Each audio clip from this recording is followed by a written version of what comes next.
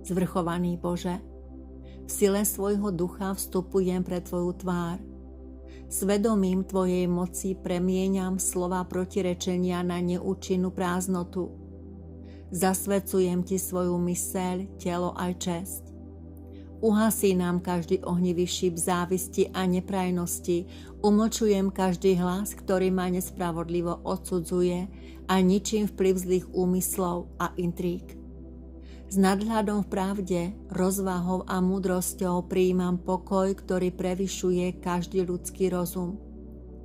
Postojom dôstojnosti premieňam útoky nepriateľa na môj vlastný prospech a víťazstvo.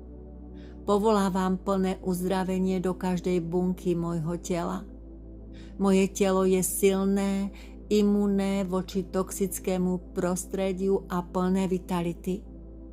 Vo svetle pravdy, v autorite Tvojej lásky, v náklonnosti neba v tejto chvíli sa pred mojimi očami mení môj život na úspech, radosť a uzdravenie.